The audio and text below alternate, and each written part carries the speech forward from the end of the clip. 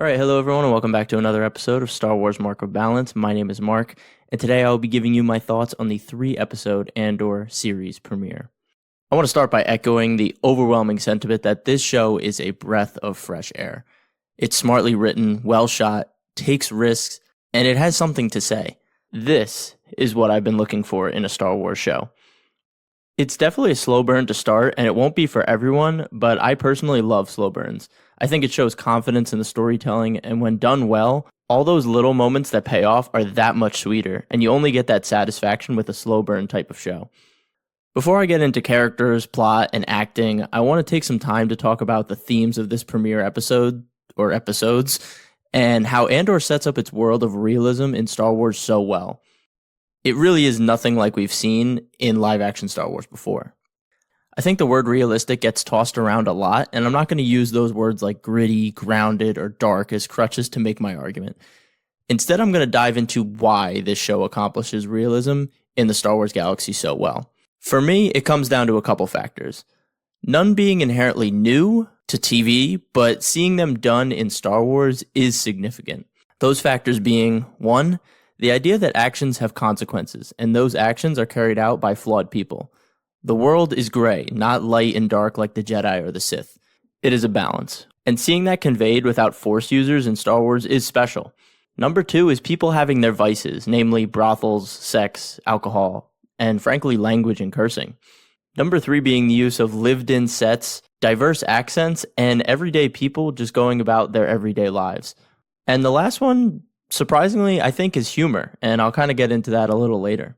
So I'm going to start with the first one since, frankly, I think it is the most interesting and well fleshed out of all of the points that I brought up. So essentially, the backbone of the plot is the fact that our main character killed 2 people, one by accident and one in cold blood to protect himself. In most action shows, this opening sequence is our cool introduction to establish how badass our protagonist is. They take out the so-called bad guys and they get away with it, and there's no consequences.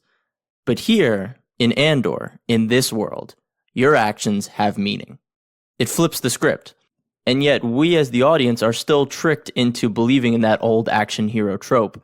And by the end, we want Andor to get away with it. Of course, a big piece of this is that we know Andor, we know his character, and we know his intentions. But for all intensive purposes, Cassian has committed an unforgivable act. And we still empathize with him, and frankly, we justify his actions. I'll frame it like this. If we didn't have Rogue One, how would you look at Andor based on these first 3 episodes? We go so far to justify Andor's actions by actually demonizing the person trying to bring him to justice with Officer Karn, when in reality, Officer Karn is the good guy here. He is going above and beyond to catch a double homicide suspect. Now, there are a multitude of reasons why we do this as an audience, and I'm going to get into them. The main upfront ones being that we know Andor, and he has some reluctance when he does go through with the act, but I don't think those are as interesting as the reasons I'm going to discuss now. The main one being how the show smartly frames the good guys and the bad guys. So we are introduced to these 2 bad guy characters in a brothel, not the most respectable place. They are impatient and they're rude to our protagonist Cassian. We are already trained in this first scene to not like them. But if you step back and think about it, based on the conversation Andor has with the maiden of the brothel, he's a regular there and even has a specific type that she knows about. He's probably been there more than the 2 officers that we see as the bad guys, and we're looking down on them as pigs, while Andor, we almost see it as charming to a degree. So right here, they should be on level playing field, but as the audience, we are framed to believe that they are worse than Andor. So the next point in the sequence is their most damning act, where they go and try and mug Andor. Cassian, of course, didn't plan to kill the first guy, and he was probably smart not to trust the second guy. But I think the emotions conveyed by the second guy and some of the later dialogue we see with the other workers about how nonchalant things are run in this whole area, this is probably a regular occurrence, and the environment kind of breathes this in people. Should these guys have been taught a lesson? Yes. Were they the only 2 doing it? Probably not. Should they have been killed for it? No. Now, I don't want to make Andor out into the devil here. The outcome was the last thing he wanted, but he made a tough decision in the moment, and that led to the subsequent events, and those consequences are ones he has to deal with. In the next scene, we see the officer in charge claim that, oh, it was only a matter of time for these 2. They had it coming. So us as the audience has another piece of evidence against them. But Karn here, the main antagonist of these first 3 episodes, is the only one thinking rationally here.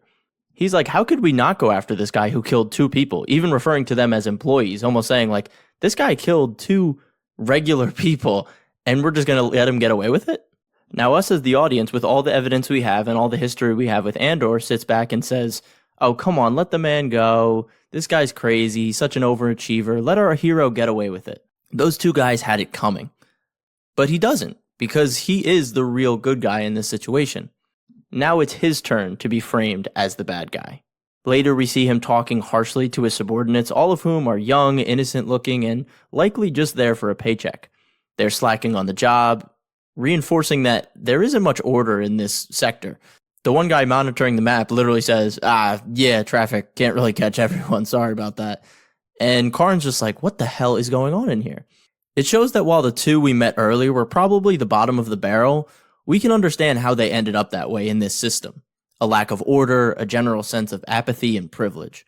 The show does a great job of making us empathize with the subordinates by creating such a stark contrast to Karn, who comes off as this almost comedically serious person. The final piece of reframing that they do that I personally think is the strongest and most applicable to the real world is pairing Officer Karn with an Imperial extremist, whose ideology is not so dissimilar to his own, but much more radical.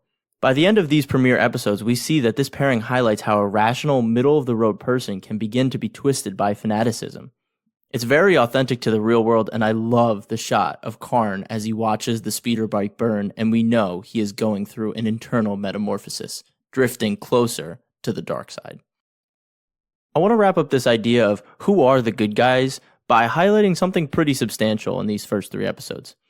Our heroes are the only ones that threaten and commit murder among the main characters. Officer Triggerfinger doesn't count, even though he does seem to regret his action, and the one in charge knows that he messed up and tells him, we have to go, we screwed up.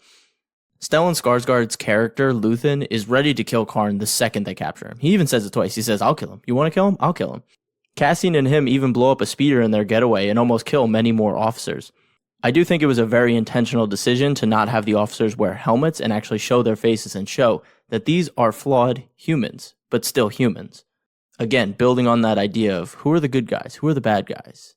We live in this very gray world, and killing people at the end of the day is still a substantial decision and action. So by the end of the 3 episodes, Andor and Stellan, the rebels, are the only ones who have taken life or discussed doing so, as compared to Karn, who only wants to catch a murderer. It's a fascinating dynamic they have introduced, and I'm excited to see where this officer goes and how far he goes in embracing the Imperial philosophy. So to emphasize, because I know people probably think I am reaching to a degree with this one argument, I know Andor's intentions are good. He made a terrible mistake brought on by bad people. I know the Imperials at their core are bad, but this show is trying to tell us that everyone is flawed. That the rebels and Imperials both have good and bad people, and neither is exempt. A great tweet I saw about the show was that it felt like a Star Wars novel in the best way possible. Star Wars canon books have always done a great job of humanizing all sides, especially the Imperials, and how someone, good people even, could join the Empire and embrace the philosophy. I think this show is bringing that idea to a much broader audience, which I love to see. The one other example on the topic of real people making decisions and living with them is Andor's friend who covers for him. The shot of him at the bar staring into his glass after tying up the patrol ship and likely having killed someone was haunting. He knew what he did. He knows the implications, and he is scared. Did he make the right move? He was protecting his friend, right? In other shows, we usually see this as a triumphant moment. He helped our hero get away. But here, we are left a bit empty by this one shot. I loved it, and just another great piece that adds to the realism of this show. Killing should not be a nonchalant thing, and this show treats it with the appropriate weight, which adds a lot to its maturity. Now let's talk about number 2 in my points about how Andor establishes realism, and that is people and their vices, namely sex, alcohol, and language. These frankly new additions to Star Wars contribute heavily to the realistic feel of Andor. The show opens in a brothel. Andor even seems to be a regular with types he looks for. His adoptive mother even knows about his bedroom shenanigans, and even Bix does as well. Her boyfriend drunkenly stumbles through the streets with a flask. Andor and his friend discuss the type of alcohol they drank themselves to sleep with in Cassian's cover story. The Scottish officer even drinks from a flask when he's on the rooftop in sniping position, giving us our first use of the word shit in Star Wars. At one point in the episodes, there is an implied sex scene between Bix and her boyfriend, and that was the most direct one we've seen in Star Wars. As I mentioned before, Andor's friend, who likely kills someone, immediately goes to the bar to drown his sorrows. Now, I know these are all very tame in the grand scheme of television, but it's not a stretch to say that their inclusion here in Star Wars doesn't go a long way to establish the world. It is intentional, no matter how trivial it may seem. These are not fictional, otherworldly beings in a galaxy far, far away. These are people not so dissimilar to us. They are flawed and broken, and they rely on their vices to get by. I appreciate and welcome these vices in the Star Wars galaxy. When appropriate, of course. The next piece of realism I want to touch on kind of departs from the themes and actions of the show and looks more at the production quality. I don't want to take away from the volume and what it's done for set design and the success of visual effects in Star Wars, but Andor feels different. As we know from Tony Gilroy, these sets were all built and almost no volume, if any, was used. And I think you could feel that when you're watching this show. Sets had depth and scale to them. They were filled with extras, and as my sister pointed out about some of the previous shows, they were filled with a lot of alien extras, surprisingly. Another detail and touch of realism was the use of accents. There were a lot of them, from British to Irish to Scottish to an indigenous people's accent, and of course, the Mexican accent of Diego Luna. And I was loving it. It really took me by surprise how diverse their accents were. Again, building a believable lived-in world where people from all corners of the galaxy are coming together and interacting in a melting pot. And it makes sense. This is a cluster of planets all sharing similar dialects, like the Twi'leks on Ryloth all having French accents. Here we have a lot of UK and Irish accents, which I think is just a cool piece that really draws you into the world even more. In closing on this point, the sets felt real because they were, and seeing people go through their everyday lives inside these massive arrangements was awesome. I feel like the volume might have been overused, and I'm glad to see that highlighted here with Andor. The last piece of realism I want to address is actually the comedy in the show, which feels very organic. Not saying the show is like hilarious, but the quips and the snappy jabs between characters are good. In a world where Marvel and even Star Wars start to use the same brand of sarcastic comedy where there's a wink to the audience that says, haha, laugh now, or some cringy attempt at comedy, Andor separates itself by weaving comedy into actual conversations. Opportunities for jokes are taken, and serious moments are given space to breathe. It's a small thing, but I did enjoy the comedy, and I thought it contributed more than just a laugh. So for me, Andor is able to feel real, not just by being gritty and dark, but by being human. Through people making decisions and living with them, to vices, to living, breathing worlds, and through organic comedy. I want to shift away from the topic of realism. That kind of concludes my thought process on that, and just kind of talk about other aspects of the show that I really enjoyed. First, Star Wars is still batting 1,000 with droids because B is another winner. He stutters, his physicality on how he can turtle into himself when he's scared or nervous. There were just so many great concepts, and I hope we see more of him in the future. Does anyone know the name of the budget coordinator for the show? Because I would like them to be my financial advisor, because they know how to stretch a budget. I mean, my God, this show looks fantastic. Movie quality. I'd say on par, if not better than Mandalorian. I saw no skimps or slip-ups where something looked cheap or unpolished. I mean, I hate to compare shows, but it's amazing how different similar budgets can look. And those shows use the volume, which should be much cheaper. This show already blows Book of Boba Fett and Kenobi out of the water. And just seeing the care that was taken in this show makes me even more frustrated with the silly or immersion-breaking blunders that those two shows had. A small part of me worried that they would make an appearance here in these 3 episodes, but it never came. This is the expectation every Star Wars fan should have for Star Wars media, no exceptions. This felt like the biggest franchise on the planet was flexing its muscles and showing what made it top dog in the industry.